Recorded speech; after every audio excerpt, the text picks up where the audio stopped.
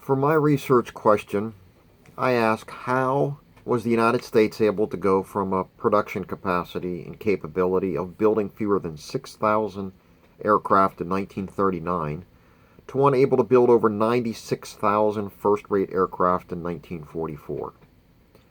The significance of this question is that when the United States was forced into World War II, our economy was still being mobilized, especially America's aircraft industry. It had already been proven over the battlefields in Poland, France, Russia, and over the skies of Warsaw and London, off the coast of Singapore and at Pearl Harbor, that air power was going to be the most significant battlefield multiplier of the war.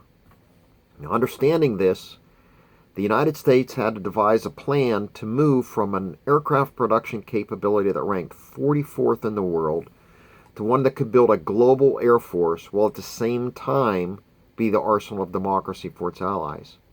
It was only with an aircraft industry that could meet this challenge would the Allies be able to defeat Germany, Italy, and Japan. Now, I was lucky with many of my key primary sources because when I lived in Germany, I conducted battle staff rides for the Army and Air Force. And for many of those rides, I was able to convince German veterans to ride along and describe their actions during the battle. Luckily, I still have copies of those discussions and was able to incorporate them into my paper. Other primary sources included era newspapers, newspaper articles and newsreels, pamphlets, and government and military data. Secondary sources were fairly easy to find, but I found myself relying mostly on three for the majority of my historical information to use as a base for the primary sources. My principal research methodology consisted of generally 5 phases, but my work schedule interrupted the plan and at the end, so I had to adapt. The phases were collecting sources, visiting libraries and conducting interviews, identifying relevant data, organizing the data, and then publishing the findings. Now, through my research, I found that the United States was able to go from a production capability and capacity of 6,000 aircraft in 1939 to one of over 96,000 first-rate aircraft in 1944 because President Roosevelt consolidated requirements through government agencies, he centralized control of resources, and allowed industry to contribute decision-making, and most importantly, allowed them to make profit. So successful was this methodology that by the end of the war, industry had built over 283,000 aircraft. To view America's production capability from a different perspective, from the day the Wright brothers flew at Kitty Hawk until 1939, the United States produced 75,000 aircraft. Between 1939 and 1941, the United States built an additional 45,000 aircraft. But once American industry was given the freedom to produce as quickly as they could, between 1942 and 1943, they built over 230,000 aircraft.